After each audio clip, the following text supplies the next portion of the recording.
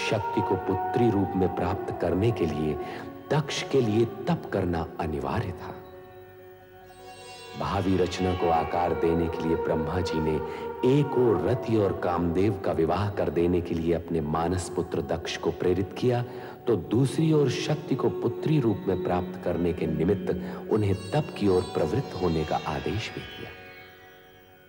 पिता का आदेश मानकर प्रजापति दक्ष अपनी पत्नी वीरणी सहित शक्ति की साधना में संलग्न हो गए। तपस्या फलित हुई और शक्ति ने प्रकट होकर उनके यहां पुत्री रूप में जन्म लेने का आश्वासन दिया। साथ ही सावधान भी कर दिया कि उनके जन्म के पश्चात उन्हें शक्ति रूप में नहीं, पुत्री रूप में स्वीकार कर उसी के अनुसार आचरण करें। अपने वचन और वरदान के अनुसार शक्ति ने सती के रूप में वीरणी के गर्भ से जन्म लिया। इस तेजस्वी कन्या के जन्म से संपूर्ण राजभवन में हर्ष और प्रसन्नता का सागर उमड़ पड़ा। त्रिकालदर्शी और तीनों लोकों में निरंतर भ्रमण करने वाले नारद नारायण का नाद करते हुए शक्ति स्वरूपा कन्या के दर्शन का लाभ लेने दक्ष के भवन में आ पहुंचे। नारद ने कन्या का नामकरण किया और उसे सती नाम से पुकारा। वीरणी ने वात्सल्य भाव से गदगद होकर अपनी नवजात कन्या को देखा। महारानी जी, हमारी सती कितनी तेजस्विनी दिखती है। मन करता है इसे देखते ही रहें। इसके सुंदर मुख से आंखें हटती ही नहीं।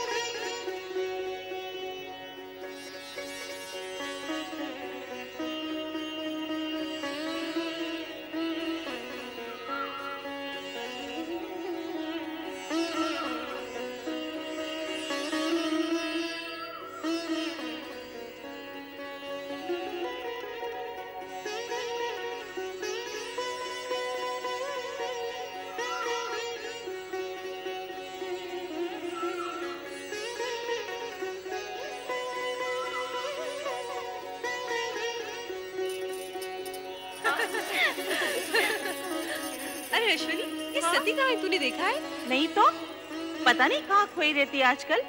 आओ देखिए कहाँ है। चलो चलो चलो।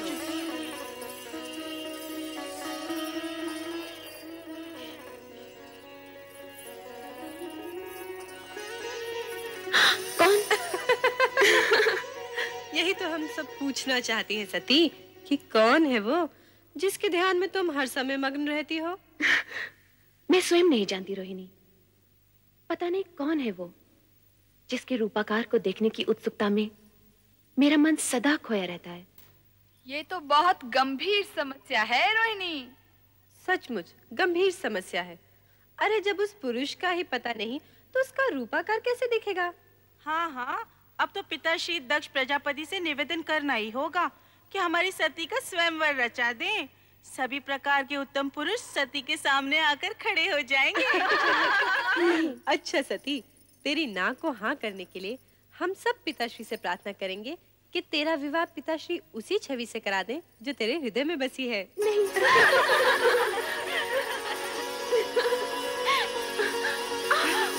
अरे सती, क्या हुआ?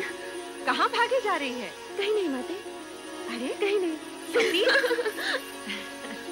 इतनी बड़ी हो गई फिर भी बचपना नहीं गया।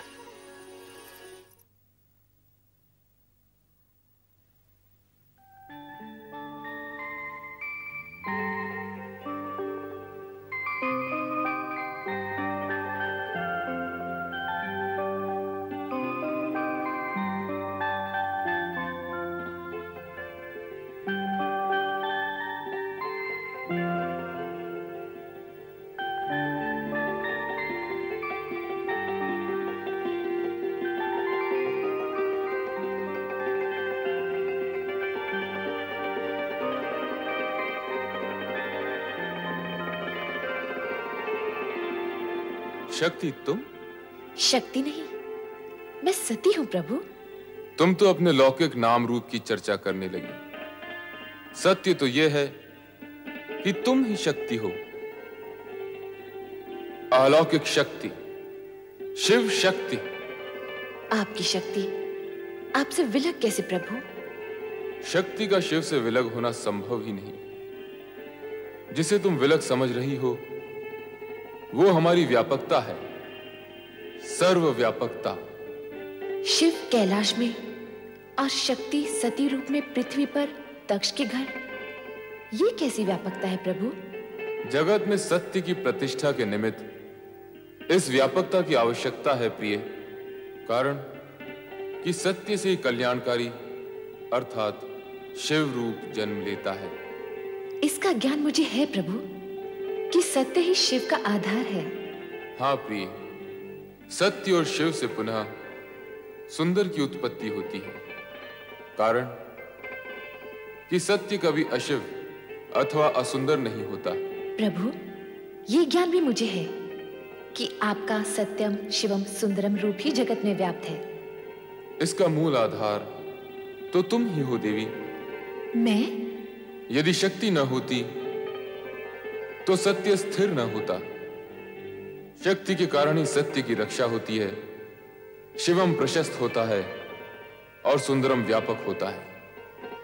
प्रभु, आपने तो सत्यम शिवम सुंदरम का संपूर्ण श्रेय शक्ति को अर्थात मुझे ही दे डाला।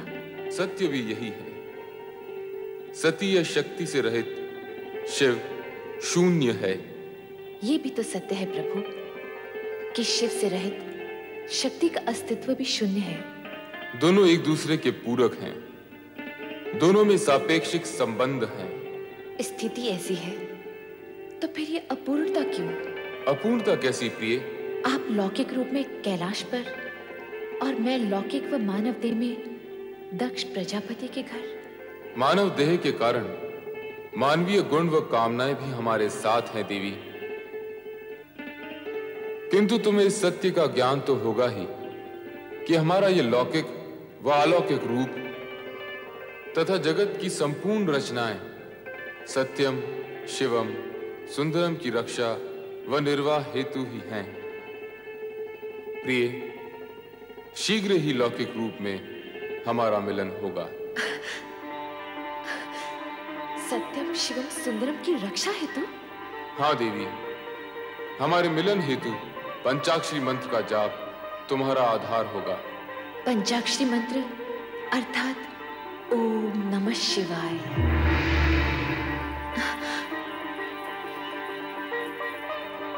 ओम नमः शिवाय।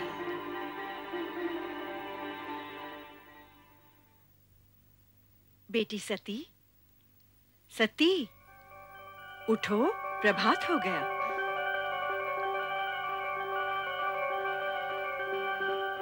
ओम नमः शिवाय।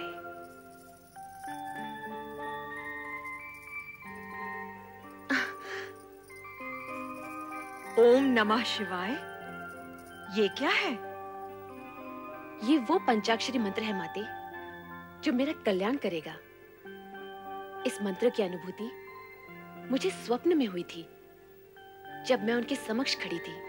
तुम किसकी बात कर रही हो पुत्री? भगवान शिव शंकर की। वे ही मेरे स्वप्न में आए थे। क्या शिवजी तुम्हारे स्वप्न में आए थे? हाँ माते, उन्होंने मेरे मन की सारी व्यग्रता शांत कर दी। उनसे मिलकर मुझे ये ज्ञान हुआ कि मैं पार्थिव शिवलिंग बनाकर शिव आराधना करूं। तत्पश्चात ही उनसे मिलन होगा। सती, सती तुम्हारी बात पर विश्वास। मेरी बात पर विश्वास करो माते, ये सत्य है। पार्थिव शिवलिंग द्वारा शिव आराधना करने से ही मुझे मनोवांछित फल मिलेगा। ओम नमः शिवाय। ओम नमः शिवाय। ओम नमः शिवाय। ओम नमः शिवाय। ओम नमः शिवाय। ओम नमः शिवाय।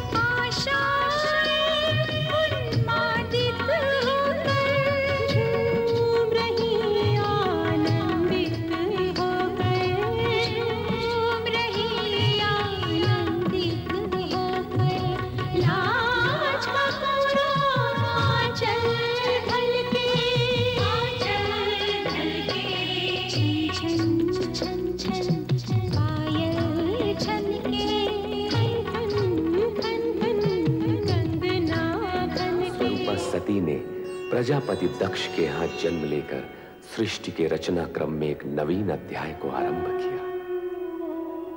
सूर्य की ओजस्विनी किरणों की भांति कन्या सती युवती सती के रूप में बहनों और सहेलियों के लिए विनोद और हास परिहास का विषय बन गई।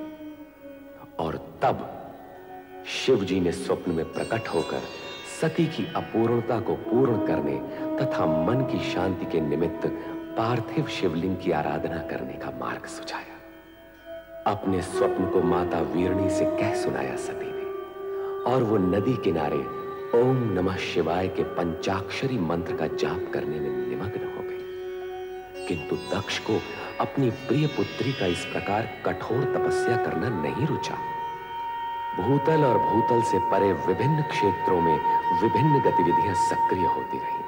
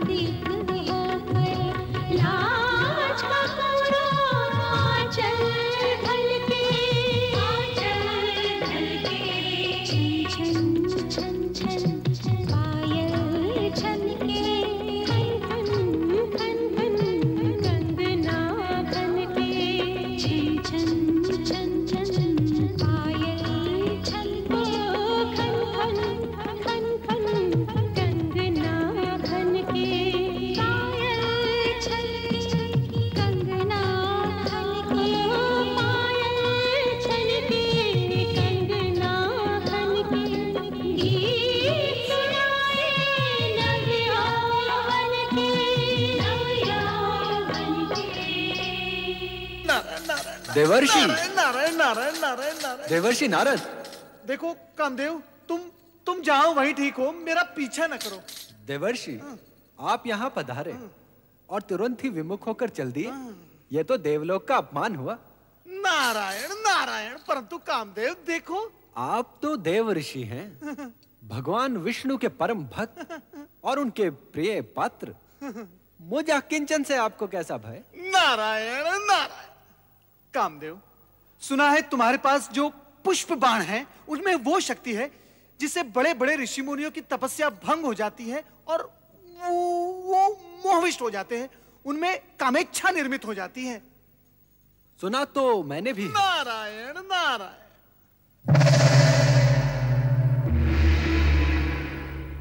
किंतु मैं पुष्प बाण की इस शक्ति को देखना भी चाहता हूँ। किसी सुपात्र पर इसका प्रयोग करना चाहता हूँ। और आप? नारायण नारायण। कामदेव, ऐसा नहीं हो सकता। मैं नारायण भक्त बाल ब्रह्मचारी, प्रयोग के लिए क्या मैं ही शेष रह गया हूँ? ये घृणित विचार तुम छोड़ दो। घृणित विचार? ये आप क्या कह रहे हैं देवऋषि? यदि ये कृत्य घृणित होता तो क्या परमपिता ब्रह्मा मुझे इसकी आज्ञा देते? आप इतने विद्वान हैं, इतने ज्ञानी हैं, फिर भी इतनी सी बात नहीं समझते कि बिना कामेच्छा के जागृत हुए नर नारी एक दूसरे के प्रति आकर्षित कैसे होंगे? और यदि आकर्षित नहीं होंगे तो सृजन कैसे होगा देवर्षि? तुम्हारा तर्क उचित है। तो फिर पहला पुष्प बाण यहाँ स्वर्ग लोक में किसी उचित पात्र पर छोड़ना। हो सकता है प्रयोग ही प्रयोग में कोई स्वर्गिक सृजन ही हो जाए। नारायण नारायण। जहां पहले से ही गीत संगीत और उन्माद की भावना व्याप्त है, वहां ये पुष्प बाण भला क्या प्रभाव डालेंगे?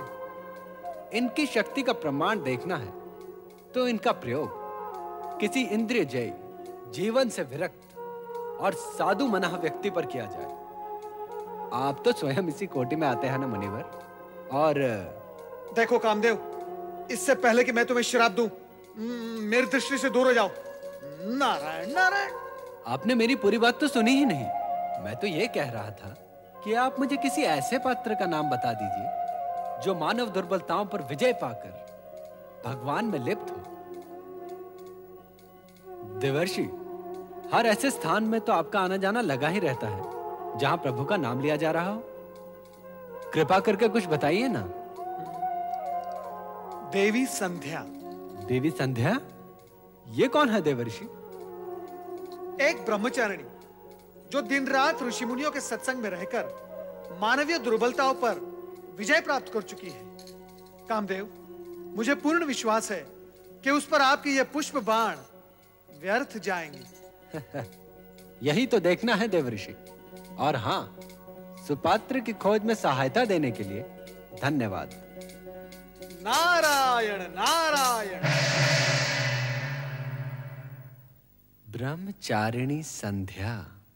ओम आदित्याय नमः स्वाहा। ओम आदित्याय नमः स्वाहा। ओम आदित्याय नमः स्वाहा। ओम वैश्वनराय नमः स्वाहा। ओम वैश्वनराय नमः स्वाहा। ओम वैश्वनराय नमः स्वाहा। ओम आदित्याय नमः स्वाहा। ओम आदित्याय नमः स्वाहा। ओम वैश्वनराय नमः स्वाहा।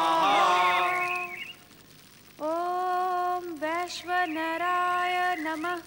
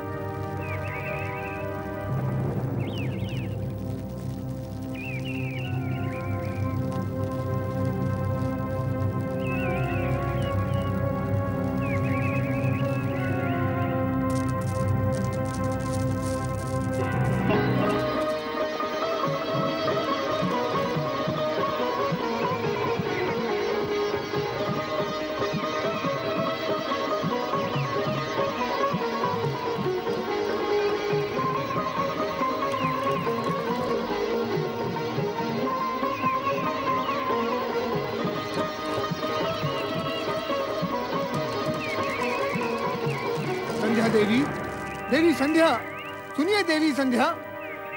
हे ब्रह्मदेव, ये क्या अनर्थ हो रहा है? ओम नमः शिवाय।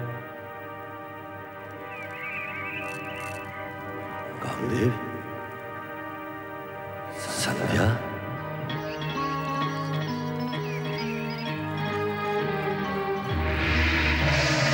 कामदेव,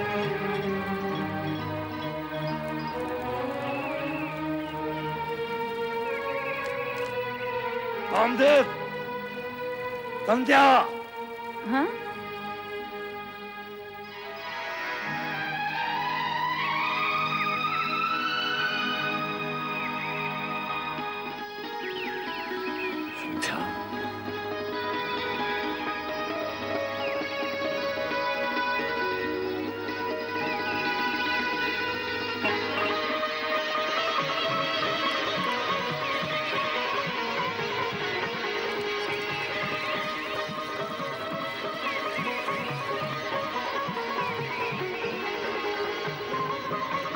हे भगवान शिव, ये क्या अनर्थ हो रहा है? यदि अरण्यों में स्थित ये पुण्य स्थल भी भोग स्थल बनने लगे तो आप में रमे हम भक्तों का क्या होगा? इस संसार का क्या होगा?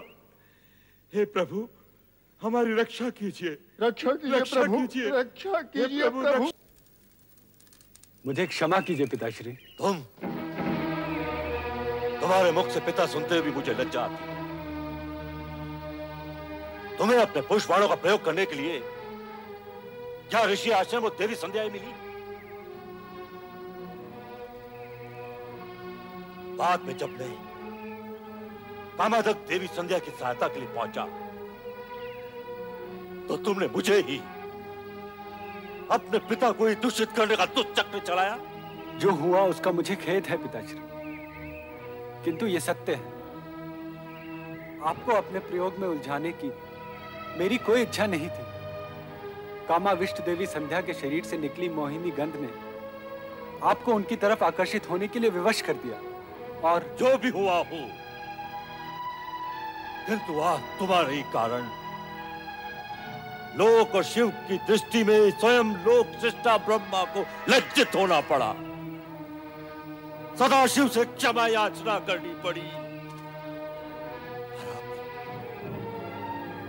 अब तुम्हें अपने किए का दंड मिलकर ही रहेगा। नहीं नहीं पिताश्री, मुझे क्षमा कीजिए, मुझे क्षमा कीजिए पिताश्री। मैं तुम्हें श्राप देता हूं कि वो भगवान शिव जिनके आराधना स्थल को तुमने अपने कुकृत्य से कलंकित किया है, एक दिन तुम्हें भस्म कर देंगे, भस्म कर देंगे, भस्म कर देंगे, भस्म कर देंगे। नहीं पिताश्री, मेरी रक्षा कीजिए पिताश्री, अपनी संतान की रक्षा कीजिए। नहीं पुत्र नहीं, श्राप तो धनुष से निकले हुए उस बाण की तरह है जिसे लौटाया नहीं जा सकता।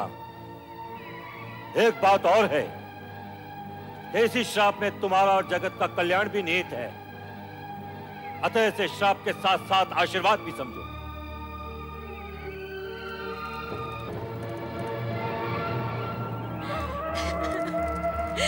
मैं पापी हूँ, मैं अपराधी हूँ, मैं पापी हूँ, मैं कलंकिनी हूँ, मैं कलंकिनी हूँ, मैं कलंकिनी हूँ, मैं कलंकिनी हूँ, मैं कलंकिनी हूँ, मैं कलंकिनी हूँ, मैं कलंकिनी हूँ, मैं कलंकिनी हूँ, मैं पापिन हूँ, मैं पापिन हूँ, मैं पापिन हूँ, मैं कलंकिनी हूँ।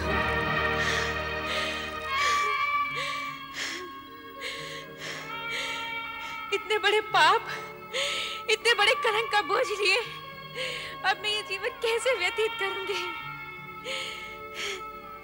जिस शिव की एक झलक पाने के लिए बरसों से इस जीवन को पुण्य कर्मों में लगाए रखा था, वही शिव आज सामने भी आए तो मात्र ये कहने के लिए कि मेरा पाप अक्षम्य है।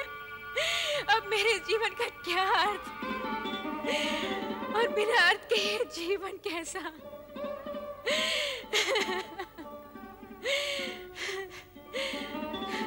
तो आज मैं इस जीवन का अंत ही किए देती हूँ। ठहरो देवी संध्या, इस तरह स्वयं को समाप्त करने का तुम्हें कोई अधिकार नहीं। तुम ब्रह्मदेव की मानस पुत्री हो। तुम अपनी भूल का प्रायश्चित भी वैसे ही करोगी जैसे ब्रह्मा जी चाहेंगे। ओम नमः शिवाय। ओम नमः शिवाय। ओम नमः शिवाय। ओम नमः शिवाय। ओम नमः शिवाय। ओम नमः शिवाय। ब्रह्मा जी। ऋषि श्रेष्ठ वशिष्ठ। प्रणाम देव। सृजनकर्ता ब्रह्मा जी, मेरे आश्रम में पदार्पण करके आपने मुझे कृतार्थ किया। आसन ग्रहण करके जलपान करे देव। हम तुम्हारे पास चिंता युक्त आए हैं। हमारे ही मानस पुत्र कामदेव से आज एक बहुत बड़ा अपराध हुआ है। उसने महर्षिणी संध्या को अपने पुष्पबाण से कामाविष्टित कर दिया, जिससे आश्रम का वातावरण दूषित होने लगा। तब देवादिदेव श्री शिव शंकर ने एक ऋषि के आह्वान पर देवी संध्या को बहुत प्रताड़ित किया। पाप बोझ से लज्जित संध्या अपने जीवन का अंत करने ही वाली थी, किंतु उसे यह कहकर रोक दिया गया कि देह त्यागने से उसके पापों का प्रायश्चित नहीं होगा। आपकी बातों से ऐसा लगता है सृजनहार कि देवी संध्या ने भूल जानबूझकर नहीं की। हे ब्रह्मा जी, आपसे प्रार्थना है कि आप देवी का मार्गदर्शन करें और उन्हें प्रायश्चित करने का उपाय बताएं। मात्र एक उपाय है, वो है देवादिदेव श्री शिव शंकर के क्रोध को अपनी तपस्या से शांत करना। तुम्हारे पास हम इस कारण से आए हैं कि तुम देवी संध्या के पास जाओ, शिव महिमा और शिव तपस्या की विधि से उन्हें अवगत कराओ। जो आज्ञा परमदेव।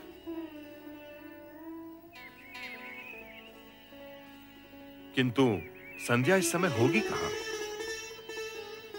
संध्या अपने आश्रम के पास वाले वन में एक पर्वत पर बैठकर अश्रु बहा रही होगी। नृत्य गान के स्वरों से झंकृत इंद्र सभा के बाहर कामदेव देवर्षि नारद पर अपने बाणों का प्रहार करने को प्रस्तुत होते हैं, किंतु नारायण भक्त नारद कामदेव को रीति नीति के प्रसंग में भ्रमित कर काम बाण को संध्या जैसी सुपात्र के लिए उपयोग करने की मंत्रणा देकर अपनी सुरक्षा की व्यवस्था करने में सफल होते हैं। बाण से आहत संध्या काम पीड़ित और भ्रमित होकर भटकने लगती है। सम्मुख आए हर प्राणी को काम की दृष्टि से देखती हुई वो ब्रह्मा के समक्ष आती है। ब्रह्मा भी भावावेश में संध्या की ओर आकर्षित होते हैं। शिवजी नेत्र खोलकर स्थिति का भान करते हैं और ब्रह्मा को इस कुकृत्य व अनुचित आचरण के लिए प्रताड़ित करते हैं। यद्यपि यह अप्रिय घटना कामदेव के कारण ही घटित हुई, पर संध्या इससे प्रभावित होकर आत्मग्लानि की अग्नि में जलते हुए आत्महत्या तक करने के लिए तत्पर हो गई। ऐसी स्थिति में ब्रह्मा जी संध्या को इस मानसिक पीड़ा से उबारने के लिए वशिष्ठ को प्रेरित करते हैं कि वे संध्या को शिव साधना के द्वारा मुक्ति का मार्ग बताएं।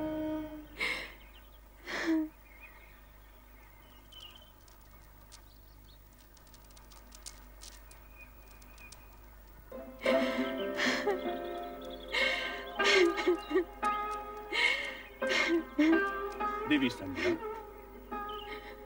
मैं वशिष्ठ ऋषि हूँ। सृष्टिकर्ता ब्रह्मा जी ने मुझे तुम्हारे पास तुम्हारे क्रोध शोभ शमन के निमित्त भेजा। जब मेरे इष्ट देव शिव शंकर जी मुझसे कुपित हो गए हैं, तो मेरे इस जीवन का अर्थ ही क्या है? क्रोध शोभ शमन के उपरांत भी मेरे होने का क्या प्रयोजन? तुम्हारी प्रश्न पहली में ही तुम्हारा उत्तर भी है, अर्थात इष्ट देव शिव शंकर जी का कोप यदि तुम्हारा दुख है तो उन्हीं की प्रशंसा से तुम्हारा सुख भी हो सकता है। उनके कोप को शांत करने के लिए मुझे क्या करना होगा? देवादिदेव शिव शंकर जी की तपस्या। शिव शंकर जी अकेले ही धर्म, अर्थ, काम, मोक्ष के आदि कारण है, आदि सृष्टा है, अद्वितीय है, पुरुषोत्तम है। उनसे तुम्हें सब कुछ मिल जाएगा। ओम नमः शिवाय इस मंत्र का जाप तब तक करती रहो जब तक शिव जी स्वयं प्रकट होकर तुम्हारा उद्धार करने के लिए बाध्य न हो जाए। मैं अवश्य करूंगी। अपने चित्त में ऐसा शुभ उद्देश्य लेकर तुम देवादिदेव शिव शंकर जी का चिंतन करो कि वो तुमसे प्रसन्न होकर स्वयं तुम्हें तुम्हारा अभिष्ट फल प्रदान करे। आपके मार्गदर्शन के लिए मैं अत्यंत आभारी हूँ। आपके आदेशानुसार शिव आराधना करके देवाधिदेव शिव शंकर जी को मैं अवश्य प्रसन्न करूंगी।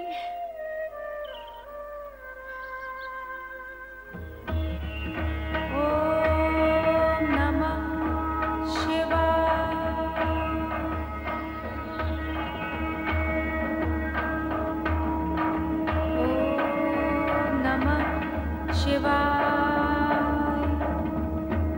ओम नमः शिवाय।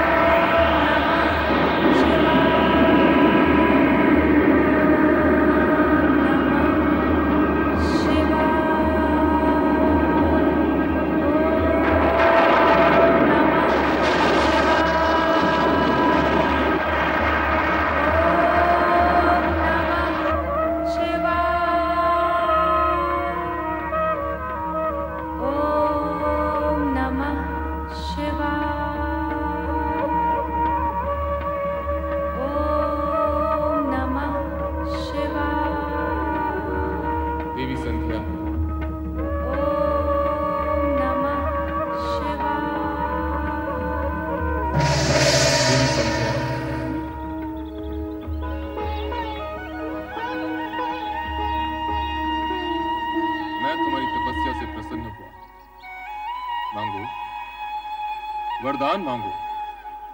महेश्वर, यदि आप मुझे प्रसन्नता पूर्वक वर देने के इच्छुक हैं और मैं उसे पाने के योग्य हूँ, तो मुझे 2 वर दीजिए। पहला वर ये कि संसार में कोई भी प्राणी जन्म लेते ही काम से युक्त न हो।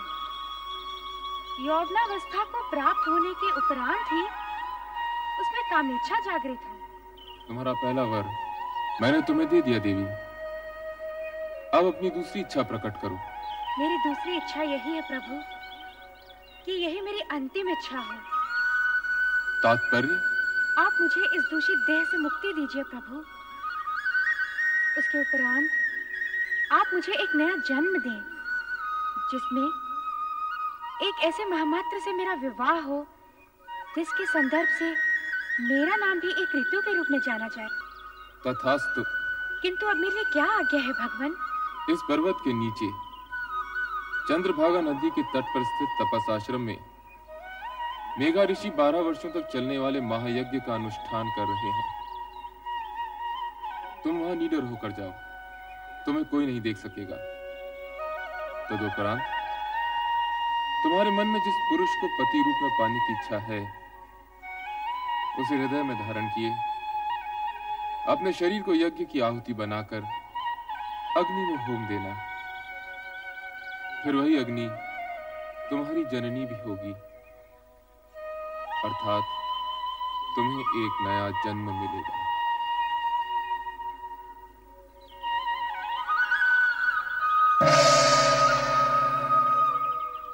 मेघा ऋषि, ओम आदित्याय नमः स्वाहा।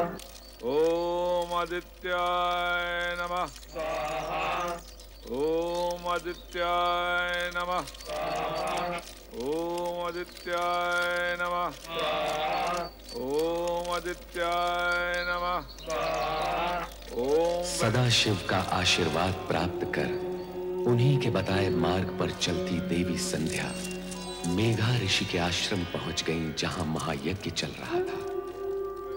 सभी के लिए अस्तित्वहीन अदृश्य संध्या ओम नमः शिवाय का जाप करते हुए यज्ञाग्नि की ओर बढ़ती गई और अंततः उसी में समा गई।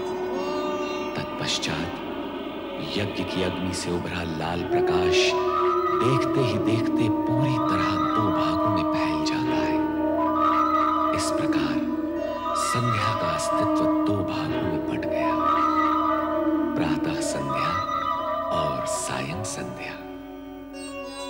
प्रातः संध्या देवताओं की आराधना के लिए और सायं संध्या पितरों के आह्वान के लिए। दो क्षितिजों में फैली संध्या के दृश्य पर ओम नमः शिवाय के स्वर गूंजते हैं।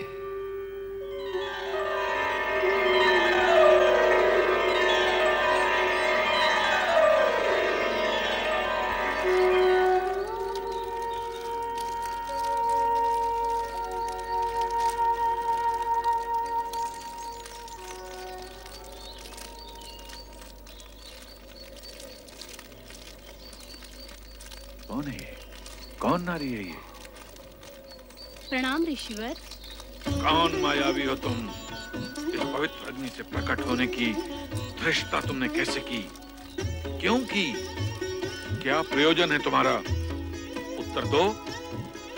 मैं आपकी पुत्री हूँ पितृवर, आपके आशीर्वाद की आकांक्षिणी हूँ। धर्म, नीति, मर्यादा और व्यवहार के नाते मैं तुम्हारे प्रणाम और चरण स्पर्श के लिए तुम्हें दीर्घायु और सदैव प्रसन्न रहने का आशीर्वाद तो दे सकता हूँ, किंतु अकारण पितृत्व का अधिकार नहीं दे सकता। भला तुम मेरी पुत्री और मैं तुम्हारा पिता कैसे हुआ? भगवान शिव की अनुकंपा और कृपा के कारण ही यह संबंध स्थापित हुआ है पितृश्रेष्ठ। कल्याणी, बार बार मुझे पिता संबोधित कर क्या तुम मेरे पितृभाव की परीक्षा ले रही हो? आप त्रिकालदर्शी हैं। आपको इस सत्य का ज्ञान तो अवश्य होगा कि मैं कौन हूँ, और आपको ये भी ज्ञात होगा कि आपकी परीक्षा लेने की क्षमता मुझ में नहीं है। हाँ भागे, क्या तू हमारे ज्ञान और जप तप को चुनौती देने आई है? नहीं पितृवर, नहीं। पुत्री अपने पिता के प्रति ये दुष्टता कैसे कर सकती है? फिर वही प्रलाप, पुत्री पुत्री पुत्री। कब, कहाँ और कैसे प्रमाणित हुआ कि तुम मेरी पुत्री हो? दुर्भाग्य है मेरा कि अपने पिता के सम्मुख उनकी पुत्री होना मुझे प्रमाणित करना पड़ रहा है। यदि आपकी आज्ञा हो तो मैं कुछ निवेदन करूं? करो, किंतु मुझे पिता और स्वयं को पुत्री ना कहते हो। यदि मैं आपके तन से उत्पन्न होती तो तनुजा कहलाती, यदि मन से उत्पन्न होती तो मानसी कहलाती, किंतु मैं आपके उस पुण्य से उत्पन्न हुई हूँ जो शिव की आराधना के प्रतिफल में आपका अधिकार है पितृवर। मैं पुण्यजा हूँ पितृवर। शिव आराधना के पुण्य से प्रतिफल में प्राप्त पुत्री को इतना कुछ ज्ञान है, और फल की प्राप्ति करने वाले पिता को इस विषय में कुछ भी ज्ञान नहीं। यह आश्चर्यजनक है, अद्भुत है। यदि ये सत्य होता तो स्वयं शिव भगवान इसकी पुष्टि करते। स्वयं निर्णायक होते, किंतु ऐसा नहीं। अब ऐसा ही होगा। हे देवों के देव, मुझे उबारो, मेरी रक्षा करो। ऋषिवर की पुत्री बनाकर जो सम्मान आपने मुझे दिया, ऋषि के सम्मुख उसे स्वीकृति से प्रामाणिक करो। दया करो भोलेनाथ, कृपा करो। हे देवों के देव महादेव, मुझ पर दया करो, कृपा करो मुझ पर, मेरी सुनो, मुझ पर कृपा करो देव। हे महेश्वर, मुझे दर्शन दो। देवों के देव महादेव, मुझ पर कृपा करो। हे भोलेनाथ, मुझ पर कृपा करो। हे महेश्वर, मुझे दर्शन दो। हे भोलेनाथ, मुझ पर कृपा करो, मुझे दर्शन दो। मेरी सुनो, हे भोलेनाथ, मुझे दर्शन दो, मुझ पर कृपा करो। हे देव, मुझे दर्शन दो। भोलेनाथ, मुझे दर्शन दो। हे देवों के देव महेश्वर, मुझे दर्शन दो, मुझे दर्शन दो देव।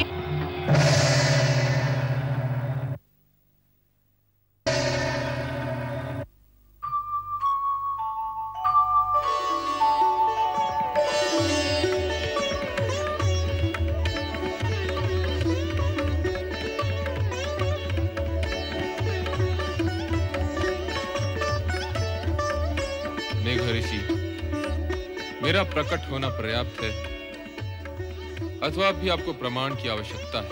आपके प्रकट होने से ही सत्य प्रकट हो गया भोले भंडारी। तो फिर अपनी पुत्री का नामकरण कीजिए, उसे आशीर्वाद दीजिए। प्रभु, मैं आपकी आधी आज्ञा का ही पालन कर पाऊंगा। इसका नामकरण करके आशीर्वाद देने का कार्य तो स्वयं आप ही करेंगे। सूर्य की आभा है इसके मुख, अर्थात अरुण जैसी धरती से इसका मुखमंडल दीप्त है। इसलिए मैं इसका नाम अरुणधति निश्चित करता हूं। भगवान शिव शंकर की जय, देवी अरुणधति की जय, भगवान शिव शंकर की जय, देवी अरुणधति की जय। मेघा ऋषि, आपको देवी अरुणधति जैसी पुत्री प्राप्त हुई, इस सौभाग्य के लिए बधाई। अब इसका विवाह सप्त ऋषियों में विशिष्ट ऋषि वशिष्ठ के साथ कर इसके नाम को अमरता प्रदान करें। जो भगवान शिव शंकर की जय, भगवान शिव शंकर की जय, भगवान शिव शंकर की जय। देवादिदेव भगवान शिव का वरदान पाकर अरुणधति का भविष्य प्रशस्त हुआ और उनके वरदान स्वरूप ही सप्त ऋषियों में विशिष्ट ऋषि वशिष्ठ के साथ उनका विवाह निश्चित हुआ।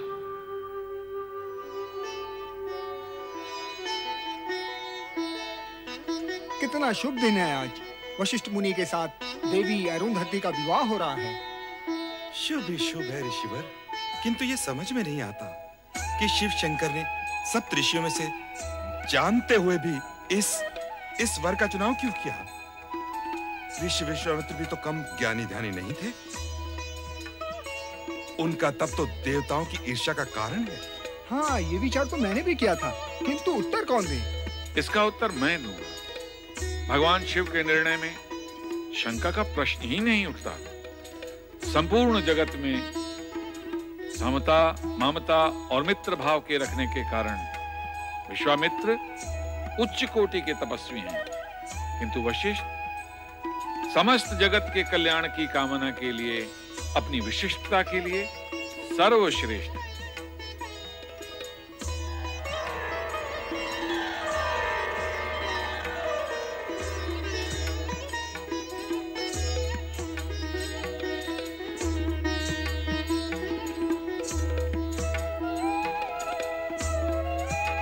हे प्रभु, इस शुभ घड़ी में आपके आगमन की हम व्यग्रता से प्रतीक्षा कर रहे थे। ऋषिवर, पुत्री अरुणधति को मंडप में लाइए।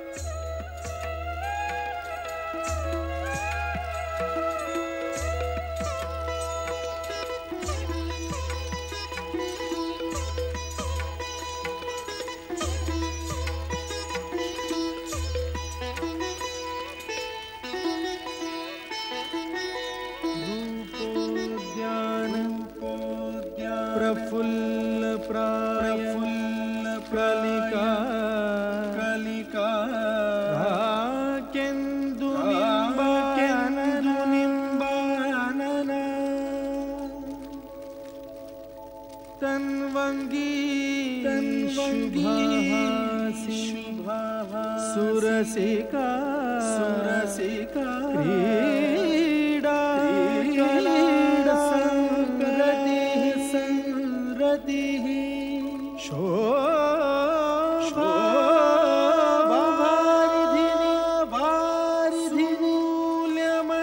मूल्यमणि लावण्यलीलामणि शंछाभाषिणी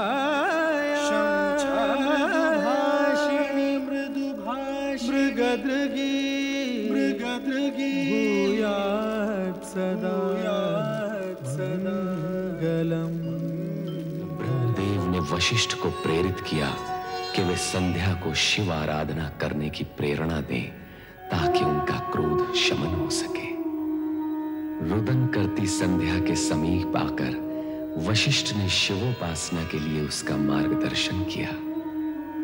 उसकी कठोर तपस्या से प्रसन्न होकर भगवान शिव प्रकट होते हैं तथा उसे इच्छित वरदान देते हैं। साथ ही शिव संध्या को मेघा ऋषि के महायज्ञ की अग्नि में होम होने का मार्ग सुझाते हैं। संध्या ने ऐसा ही किया और वो 2 भागों में विभक्त हो गई। प्रातः संध्या देवताओं की आराधना के लिए और सायं संध्या पितरों के आह्वान के लिए। महायज्ञ की अग्नि से प्रकट हुई नारी आकृति मेघा ऋषि को पिता कह नमन करती है। ऋषि पुत्री का नाम अरुंधति निश्चित करते हैं। शिव स्वयं आकर अरुंधति को आशीर्वाद देते हैं तथा उसका विवाह सप्त ऋषियों में विशिष्ट ऋषि वशिष्ठ के साथ होना घोषित करते हैं।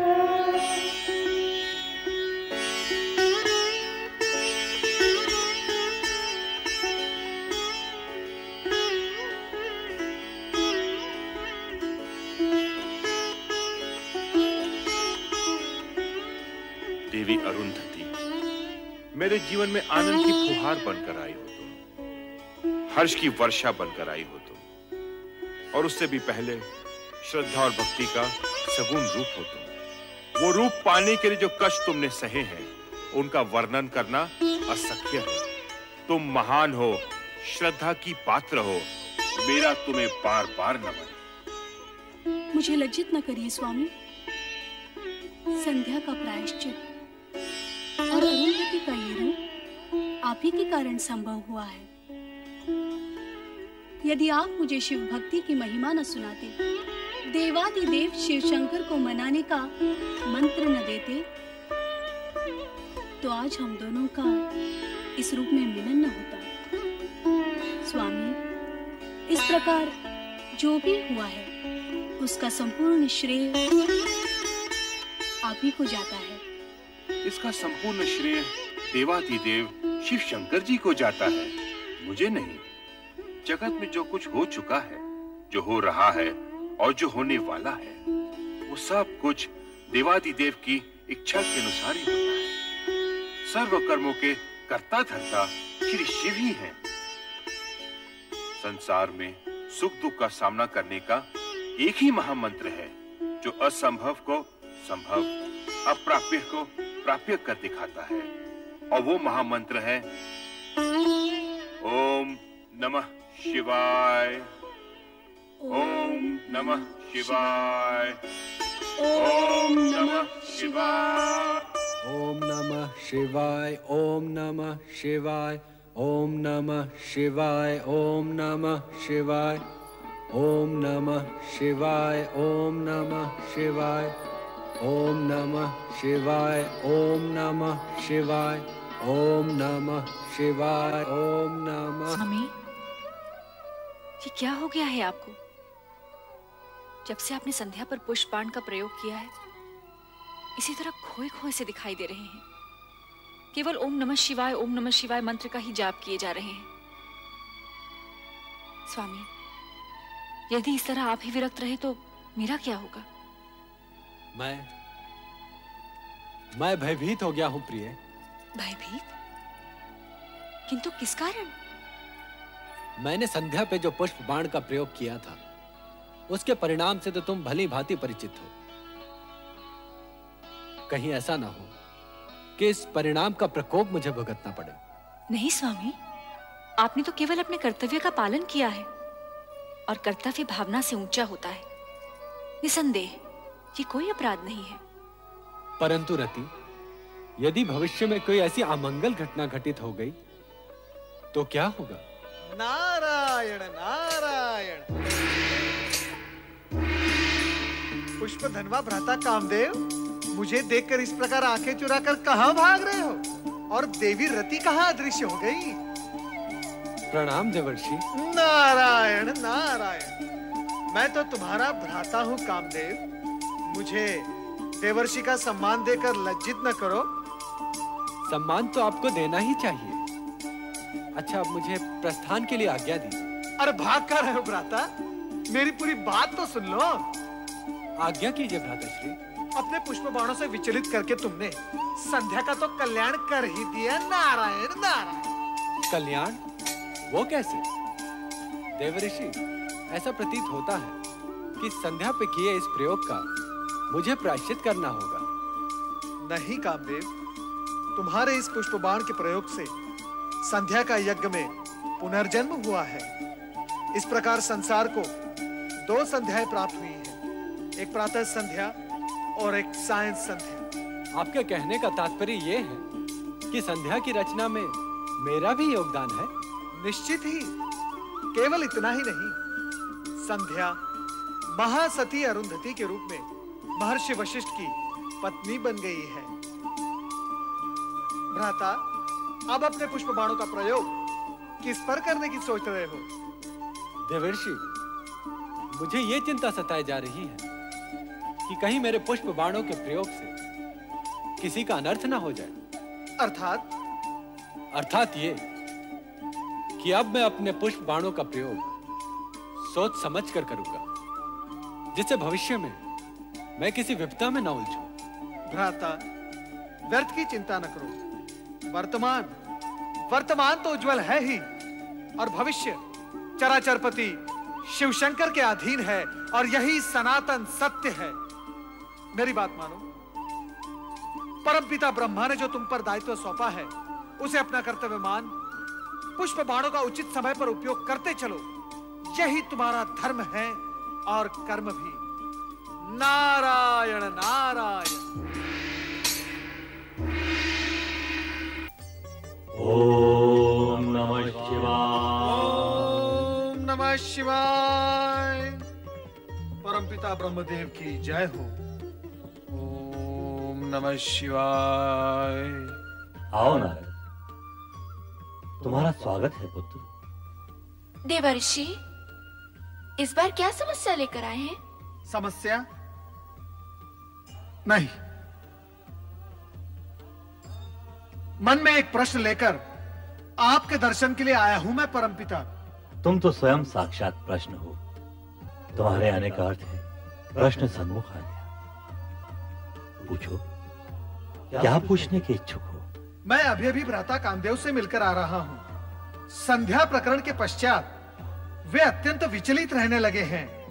अब वे अपने पुष्प बाणों का उपयोग करने से भयभीत होते हैं। ये उचित ही है नारद। उस समय तो कामदेव किसी तरह बचकर भाग निकला, किंतु अब उसे बहुत सोच समझकर अपने पुष्प बाणों का प्रयोग करना होगा। कामदेव को विवेक से अपनी शक्ति का प्रयोग करना चाहिए। आप सत्य ही कह रही है देवी सरस्वती, परंतु कामदेव ने अपने पुष्प बाणों का जो प्रयोग संध्या पर किया था, वो तो शुभ ही रहा। देवी संध्या अब सती अरुंधति बन गई है और ऋषि वशिष्ठ के आश्रम की शोभा बढ़ा रही है। हाँ, सो तो है। भगवान शिव के प्रत्येक कार्य का उद्देश्य उत्तम होता है, चाहे कुछ समय के लिए वो दुखदायी ही क्यों ना दिखाई दे। देवी, मेरे पहले प्रश्न का समाधान तो हो गया, परंतु दूसरा प्रश्न? दूसरा प्रश्न क्या है, वो भी पूछ लो। आपकी पौत्री, मेरी भतीजी दक्ष पुत्री सती, बेचारी अपने पिता की इच्छा के विरुद्ध शिव आराधना कर रही है। उसका क्या होगा? शिव आराधना का परिणाम तो कल्याणकारी ही होता है। इस विषय में कभी कोई शंका मन में मत लाओ नारद। परंतु आप भ्राता दक्ष को समझाते क्यों नहीं? कि सती की शिव भक्ति का विरोध करना छोड़ दे। ये असंभव है नारद। दक्ष अपना स्वभाव कभी नहीं छोड़ेंगे। अर्थात सती को अपने तप के बल पर ही पिता के विरोध का सामना करते हुए अपना अभीष्ट प्राप्त करना होगा। हाँ नारद, जो हो रहा है शिव की इच्छा से हो रहा है। तुम इस विषय में चिंता करना और प्रश्न उठाना छोड़ दो। ओम नमः शिवाय। ओम नमः शिवाय। ओम नमः शिवाय। सर्वेश्वर भोलेनाथ, क्या मेरी आराधना में कोई त्रुटि रह गई है या आप मेरी धैर्य की परीक्षा ले रहे हैं, ये मैं नहीं जानती। किंतु स्वामी, आप मुझे शीघ्र ही दर्शन दीजिए। मेरी आंखें आपके दर्शन के लिए तरस रही हैं स्वामी, तरस रही हैं। ओम नमः शिवाय। शिव शिव शिव शिव शिव शिव शिव। यहाँ तो किसी की परीक्षा हो रही है और किसी की परीक्षा और आराधना में विघ्न डालना उचित नहीं है नारद। चुपचाप यहाँ से निकल चलो। नारायण भ्राता दक्ष का महल तो सूना पड़ा है। कहाँ गए होंगे सब लोग? चलो नारद, भावज वीरणी के कक्ष की ओर, कदाचित वहां भेंट हो जाए। नारायण नारायण।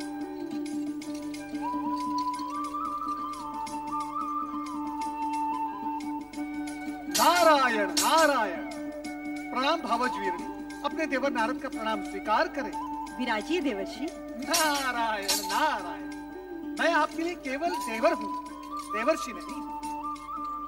और ये क्या भावज, आप चिंता में डूबी हुई हैं? मुझे किस बात की चिंता है देवर जी? बस सती के बारे में सोच रही थी। सती? पता नहीं उसकी तपस्या कब सफल होगी। नारायण नारायण। भावज, सती तो शक्ति का अवतार है। शिव जी को उनकी प्रार्थना स्वीकार करनी ही होगी। अब उनकी प्रार्थना स्वीकार होने में अधिक समय नहीं लगेगा। सच कह रहे हैं देवर जी। क्या आपको अपने देवर से असत्य की अपेक्षा है? मैं तो असत्य से भागता रहता हूँ और भक्ति और जन कल्याण के मार्ग पर चलता रहता हूँ। ये क्या भावज, आप फिर सोच में डूब गई? क्या करूं? आपके भ्राता और मेरे स्वामी का रूखा व्यवहार देखकर तो कभी कभी भय लगता है। उनके रूखे व्यवहार की आपने अच्छी कही। उनका तो जन्म ही परमपिता ब्रह्मा जी के पैर के अंगूठे से हुआ है। वो तो हर भली वस्तु को ठोकर मारने की सोचते रहते हैं। नारायण नारायण। और भगवान शिव जी का नाम लेते ही वो शिव शिव शिव शिव। भगवान भोलेनाथ उनको सद्बुद्धि दें, इतना ही मैं कह सकता हूँ। महाराज की जय हो। लो, जिनका नाम लिया वो पधार भी गए। अब मैं चलता हूँ। ठहरिए ना देवर जी, तनिक आप ही इन्हें समझाइए। शिव शिव शिव शिव शिव। क्या ये हठी जीव समझाने से समझने वाले हैं? नारायण नारायण। अरे नारद जी, आप? नारायण नारायण। भ्राता नारद कहिए ना भैया। आपके मुख से भ्राता शब्द सुनने के लिए ही तो मेरा आगमन यहाँ हुआ है। कहिए भ्राता नारद, कैसे हैं आप? तो चारों ओर भ्रमण करते रहते हैं। आपने हमारी शिव की धुन में खोई बेटी को भी कहीं देखा होगा। अब आप ही बताइए, क्या एक राजकुमारी को ये पागलपन शोभा देता है? आप उसे समझाते क्यों नहीं कि वो ये बचपना छोड़ दे? अब वो विवाह के योग्य हो गई है।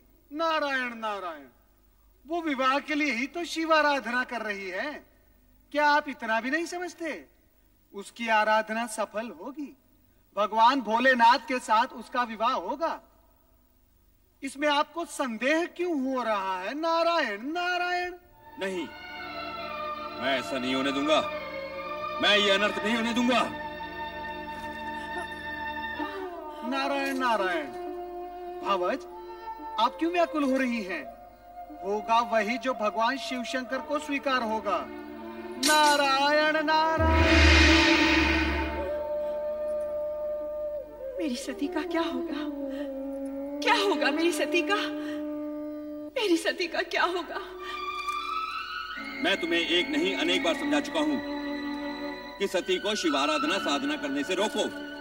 उसे समझाओ महारानी कि वो अपने मन में शिव के प्रति इतनी निष्ठा भक्ति जगाकर अनर्थ ना करे। जो स्वयं अपने होने का अर्थ जानने के प्रयास में लगा हो, वो कोई अनर्थ कैसे कर सकता है?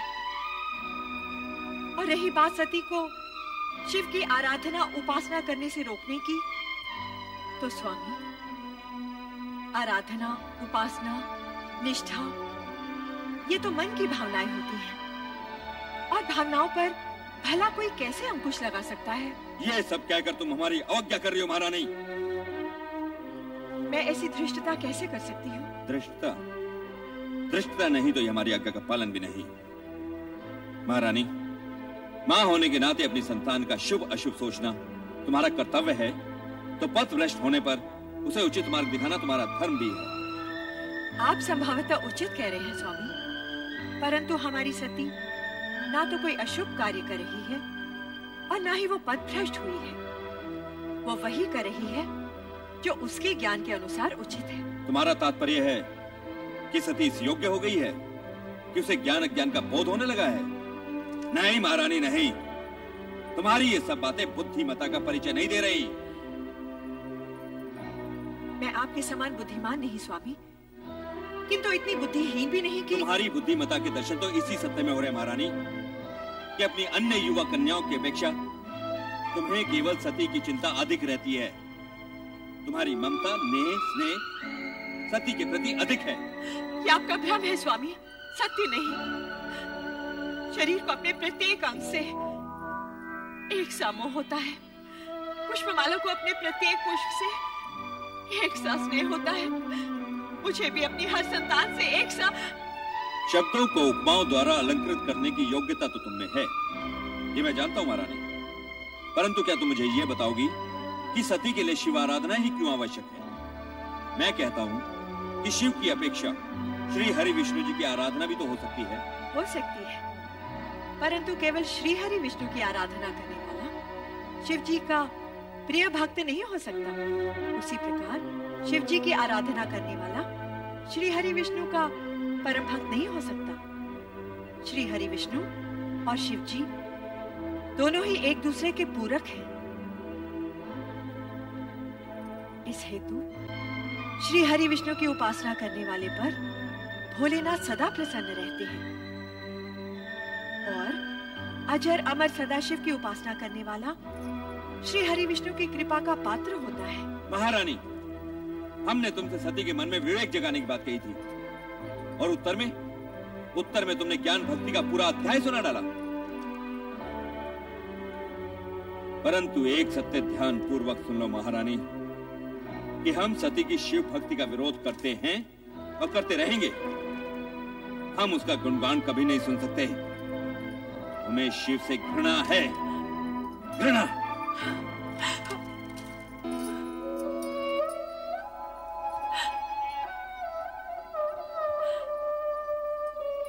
शिव से घृणा और स्नेह करना मनुष्य के वश में नहीं होता, वो भी केवल शिव की इच्छा पर ही निर्भर होता है।